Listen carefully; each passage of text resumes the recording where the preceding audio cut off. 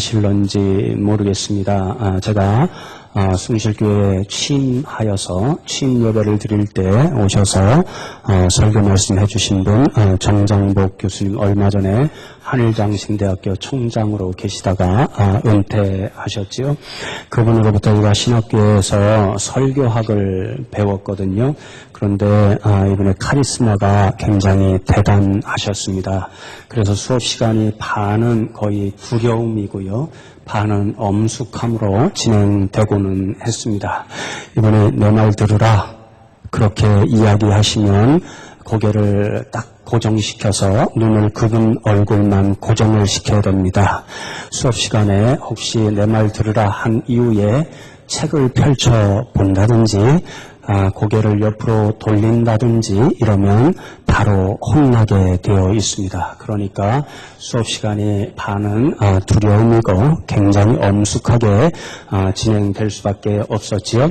그래서 신학생들에게 그 평가가 극과 극이었습니다. 한쪽 어떤 신학생들은 요즘 너무 시대착오적인 그런 생각을 가지시고 수업을 가르치신다, 수업을 인도하신다, 그렇게 평가하는 학생들이 있었고요.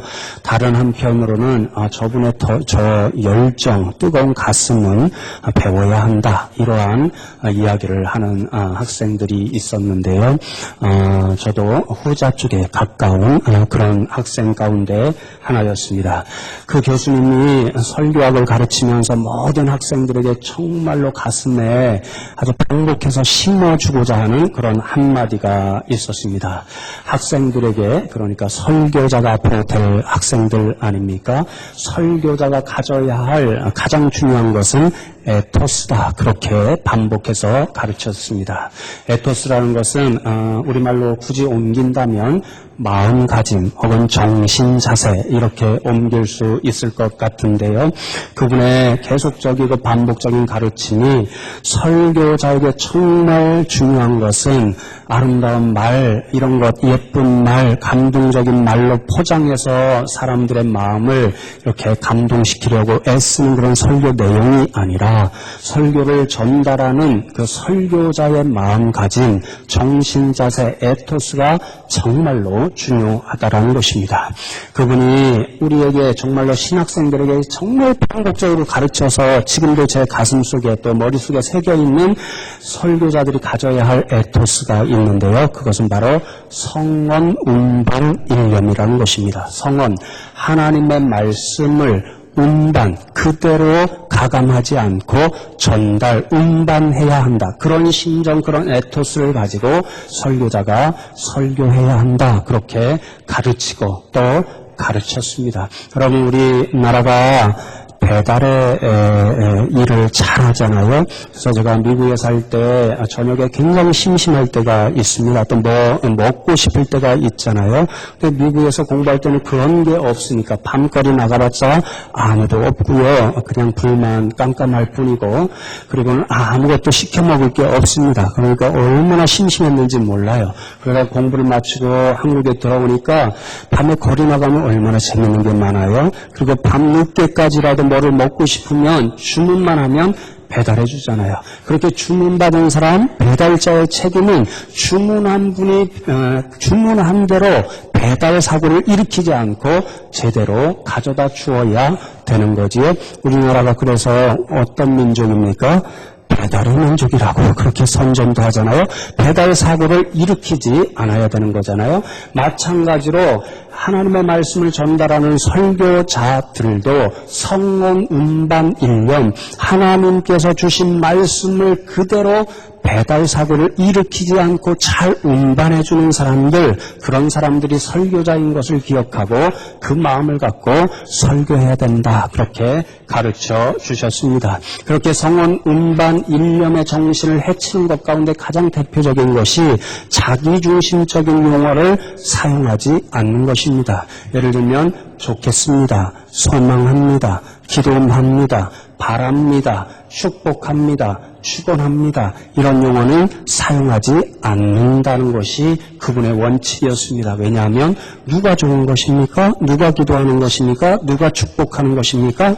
하나님의 말씀을 전달하는 일인데 내가 설교자가 좋겠고 설교자가 기도하는 것이고 설교자가 소망하고 바라는 것이고 설교자가 축복하는 일이니까 하나님이 주인공이 되어야 할 설교 시간에 자신이 주인공이 되는 그런 용어는 사용하지 말아야 한다라는 거죠. 그래서 그분이 농처럼 늘 말씀하신 적이 있습니다. 내가 은퇴하고 나면 가르친 제자들이 담임하고 있는 교회마다 늘 몰래 들어가서 예배드린 후에 만일 가르친 대로 하지 않으면 나중에 예배 끝나고 혼내킬 줄 알아라. 그렇게 말씀을 하시고는 했습니다. 그래서 제가 가끔 그분이 오셨나 이렇게 바라보는 때도 있거든요.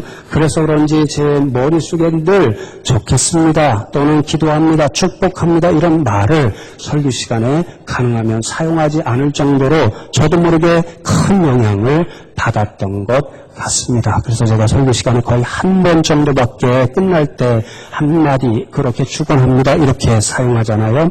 지난주부터 우리가 설교의 주제를 하나님의 사람아 이런 주제로 말씀을 나누고 있습니다. 지난주 첫 번째 시간에는 하나님의 사람 모세의 기도 시편 90편의 말씀을 함께 나누었지요. 모세는 어떤 의미에서 하나님의 사람으로 불림을 받을 수 있었다라고 말씀드렸지요. 바로 티끌과 같이 연약한 자신의 모습을 돌아보면서 깨달으면서 눈을 들어 하나님을 전적으로 의지하고 바라보면서 살아가는 사람이었기 때문에 하나님의 사람으로 칭함을 받으며 살아갈 수 있었습니다. 오늘은 두 번째로 하나님의 사람 사무엘입니다. 똑같이 물을 수 있겠지요. 사무엘은 어떤 의미로 정말로 사람들에게 하나님의 사람이라 칭함을 받으며 살 수 있었을까요? 제가 한마디로 대답해 드리면 바로 성원 운반 일념의 정신으로 살았기 때문에 그는 하나님의 사람이다. 이렇게 사람들로부터 인정을 받고 살아갈 수 있었습니다. 여러분 오늘 저와 여러분이 읽은 사무엘상 9장의 말씀은 하나님께서 선택하신 사람 이스라엘 백성들이 사무엘에게 하나님 우리 이제는 이스라엘 백성을 다스릴 인간적인 왕을 주십시오. 그렇게 간청한 바 있잖아요. 그 간청을 들으시고 하나님께서 섭섭했지요. 이스라엘 백성들이 진짜 왕인 나를 잊어버리고 인간적인 왕을 달라는구나. 그렇게 탄식하시면서도 사무엘에게 내가 사람을 보내줄 터이니까 그 사람을 이스라엘 백성의 왕으로 세우거라. 그렇게 말씀하셨습니다. 그리고 하나님께서 선택하신 사람이 사울이었지요. 그 사울과 사무엘이 첫 번째 만나는 장면이 기록된 말씀이 오늘 본문의 말씀이거든요. 본문 말씀에 보면 하나님의 계획이신데요. 사울의 아버지 기스가 큰 부자였던 것 같습니다. 짐승이 많았던 것 같습니다. 그런데 그 짐승 가운데 암낙이 몇 마리를 잊어버렸다. 그렇게 말씀하잖아요. 낙이는 당시에 높은 사람들이 즐겨 타던 그런 짐승이었다는 것입니다. 그러니까 값비싼 짐승인 거지요. 암낙이 몇 마리를 잊어버렸다는 것은 재산상의 큰 손실을 입은 것입니다. 그러니까 아버지가 자신이 가장 믿을 수 있는 아들 사울을 불러서 너는 종 하나를 데리고 가서 이제 내가 잃어버린 암낙이를 찾아오거라. 그렇게 이야기를 하지요. 사울은 종 하나를 데리고 이제 아버지의 말씀대로 순종하여서 주변 땅을 다 헤매어 다니면서 암낙이들을 찾으려고 했습니다. 그런데 아무리 찾아다녀도 나귀들을 찾을 수가 없는 거지요. 그래서 사울의 마음에는 잃어버렸다고 생각해야 되겠다. 그렇게 포기하려고 마음을 먹고 종에게 이렇게 이야기를 하지요. 우리가 암낙이를 아무리 찾아도 찾을 수가 없는데 시간이 오래 지났으니까 이제 아버지께서 암낙이를 잃어버린 것 걱정하시는 일보다 우리의 안전 때문에 걱정하시겠다. 그러니까 우리 돌아가자 이제 그렇게 이야기를 하지요. 바로 그때 사람이 한 가지 제안을 합니다. 이 근처에 하나님의 사람이 있다고 합니다.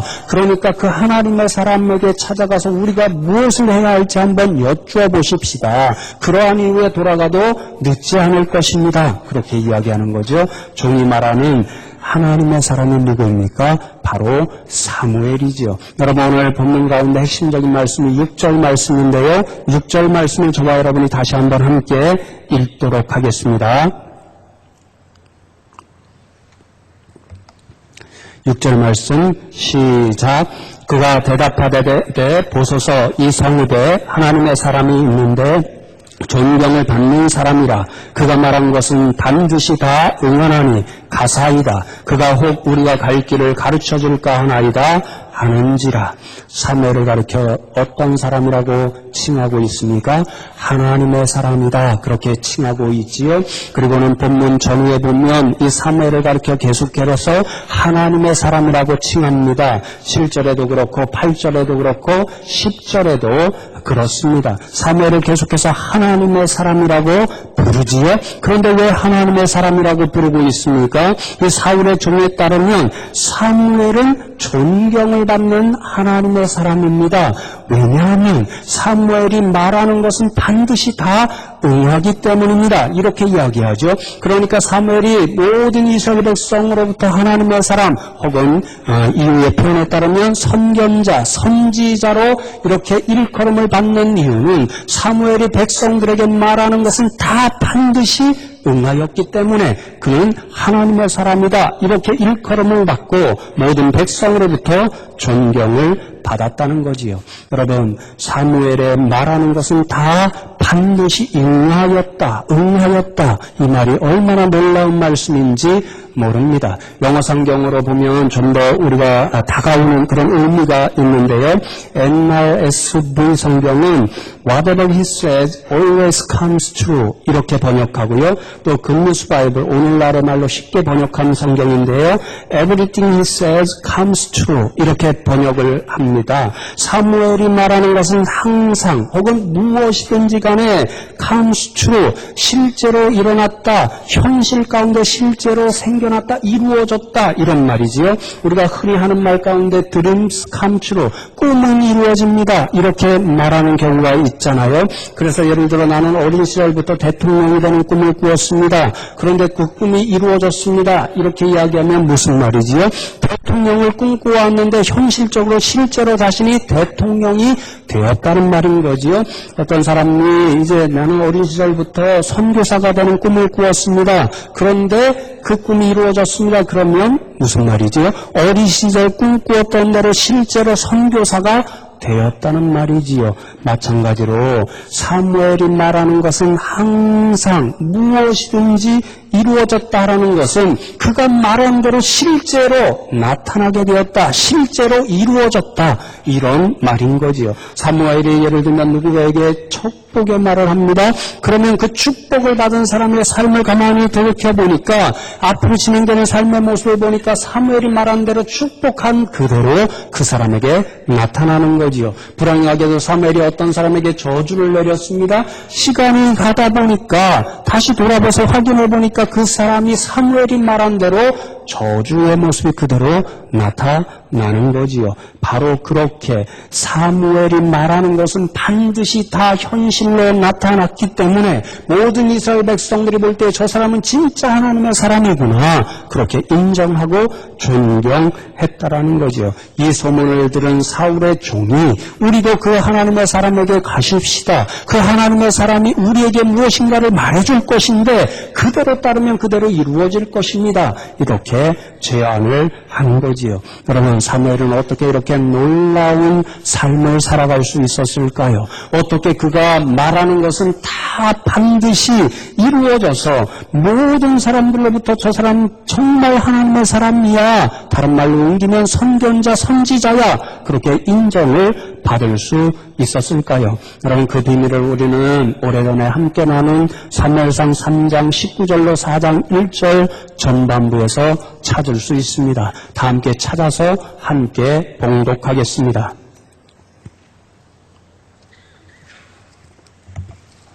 사무엘상 3장 19절에서 4장 1절 전반부입니다. 함께 읽겠습니다. 사무엘이 자라매 여호와께서 함께 계셔서 그의 말이 하나도 땅에 떨어지지 않게 하시니 단에서부터 브엘세바까지의 온 이스라엘이 사무엘은 여호와의 선지자로 세우심을 입은 줄을 알았더라. 여호와께서 실로에서 다시 나타나시되 여호와께서 실로에서 여호와의 말씀으로 사무엘에게 자기를 나타내시니라. 사무엘의 말이 온 이스라엘에 전파되니라. 여러분 19절 말씀에 우리가 참 좋아하는 말씀이 나오지요. 기도할 때 참 많이 인용하지요. 사무엘의 말이 하나도 땅에 떨어지지 않았다. 헛되이 되지 않았다. 그렇게 말씀하지요. 여러분 사용하는 언어는 다릅니다. 표현은 다릅니다. 그런데 이 말과 좀 전에 9장 6절에 나타나 있는 사무엘이 말한 것은 반드시 다 응했다라는 말의 의미가 동일한 거지요. 사무엘이 말한 것은 무엇이든지 감수추로 헛되이 땅에 떨어지지 않고 반드시 다 실제로 나타났다, 이루어졌다, 그런 말인 거지요. 여러분 어떻게 그런 놀라운 일이 일어날 수 있었던 거지요? 19절 전반절에 보면 하나님께서 함께 계셨기 때문이다, 그렇게 말씀하고 있지요. 하나님께서 사무엘과 함께 계셔서 사무엘이 말하는 모든 일이 실제로 이루어지게 하시니까 사무엘이 하는 모든 말마다 실제로 감수추로 이루어지게 되었다라는 것이지요. 그런데 여러분 3장 21절 말씀에 보면 하나님께서 사무엘과 함께 하신 방식이 있습니다. 21절 말씀 제가 다시 읽어드립니다. 여호와께서 실로에서 다시 나타나시되 여호와께서 실로에서 여호와의 말씀으로 사무엘에게 자기를 나타내셨다, 그렇게 말씀하고 있습니다. 여러분 이것이 한 번만 나타나셨다는 것이 아닙니다. 나타나시는데 계속 반복적으로 나타나셨다는 것입니다. 하나님이 사무엘에게 나타나실 때마다 어떤 방식으로 나타나셨습니까? 나타나실 때마다 하나님의 말씀으로 나타나셨다는 것입니다. 사무엘이 나에게 하나님께서 함께 하실 때마다 사무엘의 입술에 하나님의 말씀을 넣어주시고 사무엘의 귀에 하나님의 말씀을 들려주셨다라는 거죠. 사무엘은 그 하나님께서 말씀하신 그대로를 이스라엘 백성에게 전해준 것입니다. 성령 음반 1년의 사명을 다한 거지요. 그러니까 사무엘이 하는 말마다 온 백성들 가운데 실제로 감수추로 이루어진 거지요. 왜요? 사무엘의 말이 아니잖아요. 살아계신 하나님의 말씀이었잖아요. 그러니 사무엘이 전하는 것마다 사무엘의 말이 아니었고 하나님의 말씀이었고 하나님이 행하실 일을 말씀으로 주셨으니 하나님 때문에 그 말씀이 실제로 감수추로 이루어지게 된 거지요. 여러분 오늘 읽은 사무엘 9장 이어지는 말씀에도 그 좋은 예가 나타나고 있습니다. 본문 말씀 이후의 말씀 9장 15절에 보면 이렇게 말씀합니다. 사울이 오기 전날에 여호와께서 사무엘에게 알게 하여 이르시되, 그렇게 말씀하고 있습니다. 하나님께서 사울을 인도해서 사무엘과 만나는 장면을 우리가 함께 읽었잖아요. 근데 그 일을 행하기 시전 전날에, 오늘이면 토요일 어제 하나님께서 사무엘에게 나타나셨습니다. 또 나타나셨지요. 그리고는 뭐 어떻게 하셨다고요? 이르시되, 말씀을 들려주셨습니다. 자신이 행하실 일을 사무엘에게 말씀해 주신 거지요. 그 말씀이 무엇이었습니까? 바로 사울이라고 하는 사람, 내 사람, 내가 택한 사람을 너에게 보내줄 터이니 너는 머리에 기름을 부어서 이스라엘 백성의 왕으로 삼으라, 그런 말씀을 들려주신 거지요. 그 말씀을 들은 사무엘이 무엇을 했을까요? 9장 27절로 10장 1절 말씀에 보면 이렇게 기록되어 있습니다. 성읍 끝에 이름에 사무엘이 사울에게 이르되 사원에게 우리를 앞서게 하라 하니라. 사원이 앞서감으로 또 이르되 너는 이제 잠깐 서 있으라. 내가 하나님의 말씀을 내게 들려주리라 하더라. 이에 사무엘이 기름병을 가져다가 사울의 머리에 붓고 입 맞추며 이르되 여호와께서 내게 기름을 부으사 그의 기업의 지도자로 삼지 아니하셨느냐, 그렇게 기록되어 있습니다. 여러분 사무엘이 무엇을 했습니까? 딱 한 가지만 했습니다. 내가 하나님의 말씀을 내게 들려주리라, 그렇게 말하고 있잖아요. 하나님께서 전날에 나타나셔서 사무엘에게 하나님께서 행하실 일을 그대로 말씀해 주셨습니다. 그 말씀을 들은 사무엘은 사울이 나타났을 때에 자신의 생각과 말을 한 것이 아니라 하나님께서 넣어주시고 들려주신 그 말씀 그대로를 그에게 들려주었지요. 그리고 그 말씀하신 그대로 행하였지요. 사울에게 머리에 기름을 부어 이스라엘 백성으로 선포합니다. 그래서 온 이스라엘 백성들을 불러 모으고 이제 하나님이 누구를 선택하셨는가, 제비를 뽑게 되지요. 마지막 제비 뽑힘을 당한 사람이 바로 사울이었습니다. 그래서 온 백성에게 하나님께서 바로 이 사람이다, 이 사람을 선택하신 분이 하나님이 선택하셔서 이 사람을 우리 백성의 지도자 왕으로 세워주셨다라고 선포하게 되는 거지요. 그러면 여러분, 사무엘이 어떻게 하나님의 사람으로 일컬음을 받은 것입니까? 하나님께서 주신 말씀대로 전하고 하나님께서 주신 말씀대로 순종하여 행하여서 모든 말이 감수로 백성들 가운데 실제로 일어났기 때문에 백성들이 저 사람은 진짜 하나님의 사람이구나 그렇게 인정하며 존경할 수 있었다라는 거지요. 그래서 제가 읽어드린 3장 20절 말씀에 온 이스라엘이 사무엘은 여호와의 선지자로 세우심을 입은 줄을 알았더라. 그렇게 말씀하고 있습니다.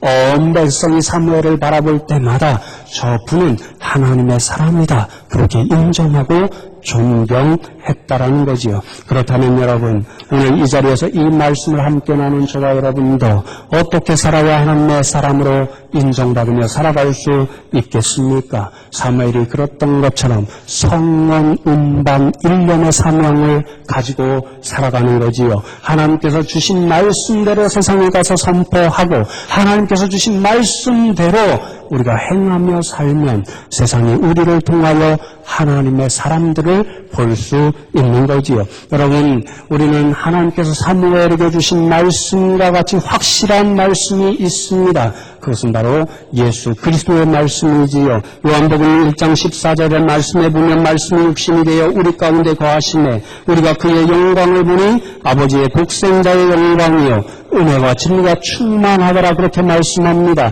말씀이신 예수님이 세상 가운데 오셔서 우리와 함께 하셨습니다. 그리고 그 말씀이신 예수님이 세상에 오셔서 행하신 일 가장 중요한 일은 한 가지였습니다. 요한복음 17장 8절 말씀 나는 아버지께서 내게 주신 말씀들을 그들에게 주었사오며 그들은 이것을 받고 내가 아버지께로부터 나온 줄을 참으로 아우며 아버지께서 나를 보내신 줄도 믿었사옵나이다. 예수님께서 이 땅에 오셔서 제자들에게 전하신 것은 바로 하나님 아버지께서 예수님께서 전하라고 주신 말씀, 아버지의 말씀이었다라는 거지요. 그리고 그 말씀을 들은 제자들을 통하여 저와 여러분도 오늘 그 말씀을 손에 들고 있습니다. 바로 이 성경인 거지요. 바로 이 성경이 저와 여러분에게 주신 하나님의 말씀입니다. 그러니 우리가 어떻게 하나님의 사람이 될 수 있습니까? 바로 하나님께서 예수 그리스도와 제자들을 통하여 주신 이 성경의 말씀을 그대로 세상에 가서 전하고 성경의 말씀대로 살아갈 때 세상은 저와 여러분을 하나님의 사람으로 알고 인정할 수 있는 거지요. 여러분, 제가 개인적으로 존경하는 권사님의 말씀 이야기를 들려드리면서 말씀을 맺으려고 합니다. 벌써 15년 이상이 지난 일입니다. 제가 당시 사역하던 교회에 권사님 한 분이 계셨는데요. 굉장히 순수하셨습니다. 그래서 속으셨던지 보증을 서달라고 하는 여러 교인들의 이야기를 듣고 거절할 수가 없어서 자신의 재산 거의 전부를 걸어서 보증을 서주셨습니다. 그런데 이게 참 쉽지 않은 일이잖아요. 어르신들이 많이 그런 일을 당하신 것으로 알고 있는데요. 여러분, 불행하게도 그 분들이 인간적으로 완전히 배신한 것입니다. 보증한 액수가 너무도 많아서 자신이 일생 동안 벌어왔던 거의 모든 돈을 속된 말로 다 날리게 되었습니다. 그 배신감, 엄청난 배신감과 물질적인 손에 감당할 수 없는 그 일 때문에 심각한 정신적인 고통을 받으며 살아야 했다는 것입니다. 몇 달간 집에만 머무르고 교회에서 전화하면 전화도 안 받고 교회도 나오지 않고 그렇게 살으셨습니다. 후에 고백하는 말씀을 들으니 수없이 찬양 듣고 기도하고 말씀 읽어도 그 정신적인 충격이 회복되지를 않더라는 것입니다. 매일같이 집에 앉아서 드는 생각이 이거 죽으면 끝나는데 차라리 죽어버릴까 그런 생각만 들더라는 것입니다. 그런데 차마 죽으려고 생각하니까 사랑하는 사람들도 생각나고 해결책이 아니더라는 것입니다. 얼마나 괴로웠는지 모른다는 것입니다. 집에만 있으면 죽어버려야 되겠다는 생각만 들지요. 밖으로 나가려고 하니까 창피한 생각이 들지요. 그러니까 결단을 오랫동안 못하셨습니다. 그러다가 마침내 문을 열고 세상으로 나오기로 결심을 하셨습니다. 그리고 문을 열고 세상으로 나오셔서 그분이 하신 일은 리어카 한 대를 사고 그 동네에서 가장 달동네인 동네를 찾아 가셨습니다. 자신도 큰 손해를 보셔서 경제적으로 어려워지셨음에도 불구하고 매주 정한 날짜 그 시간에 가셔서 국수를 대접하거나 혹은 음식을 장만하여서 그 지역에 살아가시는 독거노인들, 그래서 점심을 차마 못 잡수시는 그분들을 섬기기 시작한 거지요. 여러분, 그런데 그 일을 통하여 놀라운 일들이 나타나기 시작합니다. 그분의 고백대로 따르면 자신보다 더 많은 상처를 안고 살아가시는 그 어르신들을 보고 대접하고 섬기기 시작하다 보니까 자신의 상처가 조금씩 사라지더라는 것입니다. 자신이 문을 열고 나올 때 주님의 말씀을 붙잡은 게 있다는 것입니다. 어려운 이웃을 섬기고 사랑하라, 그 말씀을 붙잡고 그 말씀에 순종함으로 달동네 중간에 나가서 어르신들을 섬기는데 그 어르신들을 섬기면서 오히려 자신이 은혜가 되더라는 것입니다. 자기도 모르는 사이에 상처가 서서히 회복됩니다. 아무에도 알리지 않았습니다. 혼자서만 했습니다. 그런데 입소문을 타고 그 말이 교회에도 전해졌습니다. 많은 다른 권사님들이 동참하기 시작합니다. 저도 시간이 있을 때마다 부탁하시면 모든 일을 도와드렸습니다. 애써서 존경하니까요. 그렇게 해드렸습니다. 그랬더니 그 사역이 점점 더 확장되어서 동사무소에도 알려드립니다. 동사무소에서 친히 나와서 이렇게 좀 살펴보더니 그분들이 봉사할 수 있도록 장소를 마련해주고 또 천막을 쳐드리고 집기를 마련해 주어서 그곳에서 마음껏 봉사하라고 그렇게 이야기해 주었습니다. 여러분, 어느 날 권사님으로부터 저희가 전화를 받았습니다. 전도사님, 부탁이 있어요. 그렇게 전화하시면서 하시는 말씀이 자신이 섬기는 어르신 가운데 병이 들어서 지금 병원에 누워 계신 분이 있다는 것입니다. 그분이 예수님을 모르는데 전도사님이 오셔서 전도를 하실 겸 하나님의 말씀도 전해주시고 기도해 주시면 좋겠습니다. 그렇게 말씀이 있어서 기꺼이 달려갔지요. 그분을 만날 때에 그 권사님께서 저를 소개해 주셨습니다. 우리 교회 전도사님이십니다. 그렇게 말씀을 드렸더니 그분이 참 감동스러운 말씀 한마디를 남겼는데 아직도 가슴에 생생히 남아 있습니다. 그 어르신께서 이렇게 말씀하셨습니다. 전도사님, 저는 교회도 잘 모릅니다. 하나님도 잘 모르고 예수님도 잘 모릅니다. 그런데 한 가지 제가 분명히 아는 것은 저기 서 있는 저 아줌마를 통해서, 권사님인데 아줌마를 통해서 매일같이 천사를 저는 보고 있습니다. 그렇게 이야기해 주시는 것입니다. 저는 그 말씀에 정말 감동했습니다. 여러분, 자신의 상처를 가지고 있었습니다. 정말로 회복되기 어려운 상처였습니다. 그 상처를 가졌음에도 불구하고 주님의 말씀을 들고 더 상처 입은 사람들에게로 들어갔습니다. 그리고 그 상처를 함께 나누고 또 섬기기 시작했습니다. 그랬더니 자신의 상처도 회복됩니다. 또 많은 어려운 분들에게 희망을 줍니다. 그리고 그분들이 고백하는 거지요. 저분은 진짜 천사 같습니다. 하나님의 사람 같습니다. 어떻게 그런 말을 들은 것입니까? 주님께서 주신 말씀 그대로 가지고 나가서 그분들에게 행했던 거지요. 여러분, 며칠 전에 그 교회 장로님 한 분을 제가 만나서 잠시 이야기할 기회가 있었습니다. 그때 그 권사님 요즘 어떻게 지내세요? 그렇게 물어보았습니다. 그랬더니 여전히 그 봉사하시면서 매일같이 바쁘게 지내십니다. 매일 새벽기도 나오셔서 교회와 그분들을 위해서 기도하시고 매일같이 사역 감당하시는 그분들과 더불어 지금도 그 어르신들을 섬기고 있다라는 것입니다. 20년이 좋게 넘은 시간입니다. 그래서 이분 권사님이 정확하지는 모르지만 70대를 바라보는 나이십니다. 그런데 여전히 그 일을 감당하고 계신다라는 것입니다. 그러니 사람들이 저분은 천사와 같은 사람이라고 하나님의 사람이라고 인정하고 칭찬하는 거지요.